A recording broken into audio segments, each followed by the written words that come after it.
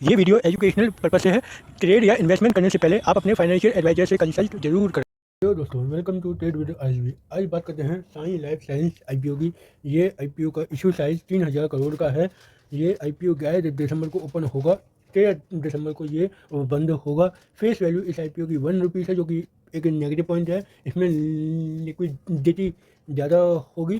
तो और फर्दर इसका अगर कंपनी स्प्लिट या बोनस लाना चाहती है तो उसके लिए इसमें रूम होगा नहीं। तो ये एक नेगेटिव बात है कि कंपनी 1 रुपी फेस वैल्यू पर ला रही है। और कंपनी का अगर प्राइस बैंड की बात करें तो 522 से 549 का है। अगर हम इसे अप्लाई करते हैं तो 549 पर ही अप्लाई करेंगे। तो लॉट साइज इसका 27 शेयर का है। टोटल इशू साइज 3000 करोड़ से ज़्यादा का है, जिसमें कि फ्रेश इशू 950 करोड़ का है और ओ एफ एस 2100 करोड़ का है। यानी कि इसके अगर रेशो की बात करें तो ये अराउंड 30% के आसपास फ्रेश इशू है और 68 to 70% के आसपास ओ एफ एस है। यानी कि ये रेशो एक नेगेटिव है। इसमें फ्रेश इशू कम है, ओ एफ एस ज़्यादा है। यानी कि एग्जिस्टिंग शेयर होल्डर अपना माल बेचना चाह रहे हैं ज़्यादा से ज़्यादा। तो ये हो गया एक नेगेटिव पॉइंट। और दूसरा नेगेटिव पॉइंट हो गया आपका फेस वैल्यू का। और इसमें अगर और बात करें तो रिजर्वेशन में देखें तो क्यू आई पी के लिए 50% है, रिटेल के लिए 35% है, एच एन आई के लिए 15% है। तो अगर हम इसको अप्लाई करते हैं तो इस कैटेगरी में अप्लाई करेंगे। और फर्दर आगे देखते हैं। अलॉटमेंट आएगा इसका 16 दिसंबर को, रिफंड आएंगे 17 दिसंबर को। 17 दिसंबर को ही शेयर क्रेडिट हो जाएंगे और इसकी लिस्टिंग है 18 दिसंबर की। और अगर कंपनी के शेयर होल्डिंग पैटर्न की बात करें तो कंपनी के पास अभी 40% है, जो कि फर्दर रिड्यूस होगा। तो ये भी एक नेगेटिव पॉइंट है। यानी कि इसमें 3 नेगेटिव पॉइंट हो गए हैं अभी तक। और आगे कंपनी के अगर बारे में बात करें तो ये कंपनी इनकॉर्पोरेट हुई थी 1999 में। ये company research, develop and manufacture करती है new chemical entities, small module company offer tailor made service to biotech firm and global pharma company. यानी कि ये असिस्ट करती है फार्मा कंपनी और बायोटेक फर्म्स को।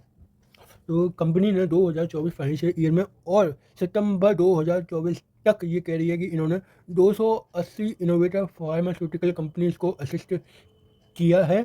और इन्होंने जो 25 कंपनीज हैं उनमें से 18 कंपनीज को असिस्ट किया है। यानी कि टॉप 15 में से 18 कंपनीज इनकी क्लाइंट हैं। और ये अपनी सर्विस अक्रॉस द कंट्रीज भी देते हैं, जैसे यूएस, यूके, यूरोप, जापान, इन सब में ये अपनी सर्विस देते हैं। अब कंपनी के फाइनेंशियल देखते हैं। 2022 में इनके एसेट 2100 करोड़ के आसपास थे, जो कि बढ़ के 2180 करोड़ के आसपास हुए। मतलब यहाँ पर इनका बहुत हल्का सा जंप आया। 2024 में ये बढ़ के 2170 करोड़ के आसपास हो गए। और इन्होंने अभी हाफ ईयर में 2470 करोड़ के आसपास के एसेट जमा कर लिए हैं। यानी कि इन्होंने इस हाफ ईयर में बहुत अच्छी छलांग लगाई है। इनके रेवेन्यू की बात करें तो 900 करोड़ के आसपास का 2022 में रेवेन्यू था, जो कि बढ़ के 2450 करोड़ के आसपास हो गया। और 2024 में ये रेवेन्यू बढ़ के 1500 करोड़ के आसपास हो गया, जो कि एक अच्छा जंप है। अब इन्होंने हाफ क्वार्टर में 700 करोड़ के आसपास का रेवेन्यू कर लिया है। तो आने वाले क्वार्टर में देखते हैं कि अगर ये डबल होता है तो अच्छी बात होगी। ये पैट की बात करते हैं, प्रॉफिट आफ्टर टैक्स 2022 में ये 6 करोड़ के आसपास था, 2023 में जो कि बढ़ के 10 करोड़ के आसपास हो गया। और 2024 में ये 10 करोड़ से सीधा 82 करोड़ के आसपास हो गया, जो कि एक अच्छा जंप है। फिर इन्होंने अभी हाफ ईयर में 28 करोड़ का पैट कर लिया है। अगर हमें ये अप्रॉक्स निकालें तो इनका पैट मार्जिन अराउंड 5 to 6% के आसपास 5 to 6% के आसपास ये अपना पैट मार्जिन एक स्टेबल रख रहे हैं।